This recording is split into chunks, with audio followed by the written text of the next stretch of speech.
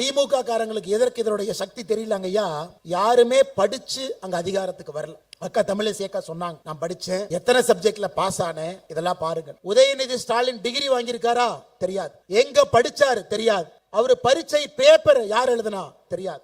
தமிழ்நாட்டினுடைய கல்வித்துறை அமைச்சர், இந்த ஊரை சார்ந்த அன்பில் மகேஷ் பொய்யாமொழி, அவர் இன்னும் இதை விட முக்கியமான பொறுப்பு இருக்கு, அகில உலக உதயநிதி ரசிகர் மன்றத்தினுடைய தலைவர். நான் ஏதோ உங்க கைத்தறலுக்காக சொல்லிங்க, அகில உலக உதயநிதி ரசிகர் மன்றத்தினுடைய உண்மையான தலைவர் அன்பில் மகேஷ் பொய்யாமொழி.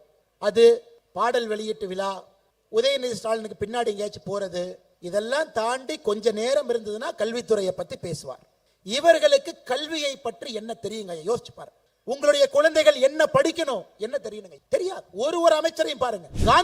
காந்தின்னு ஒரு பேர், சரி ஏதோ காந்தி மாதிரி இருப்பாருன்னு நினைச்சீங்கன்னா, 1990 காலகட்டத்தில் கள்ளச்சாராயம் காட்சி குண்டா ஆக்ட்ல ஜெயிலுக்கு போயிட்டு வெளியே வந்து அமைச்சராக இருக்கக்கூடிய காந்தி. ஒருத்தருடைய சரித்திரத்தை பாருங்க. செந்தில் பாலாஜி 5 கட்சி மாறி வந்து சாராய அமைச்சர், 1.5 வருஷம் ஜெயிலுக்கு போனாரு. அடுத்து 5 வருஷமா 10 வருஷமா நமக்கு தெரியாது ஜெயிலுக்கு போறாரு, அவர் ஒரு அமைச்சர். அறநிலைத்துறையினுடைய அமைச்சர் சேகர் பாபு, சென்னையில ரவுடி ஷீட்டர், ரவுடி சரித்திர பதிவேட்டுல பெயர் இருந்த ஒருவர் அறநிலைத்துறையினுடைய அமைச்சர். யோசிச்சு பாரு, நாடு விளங்குமா?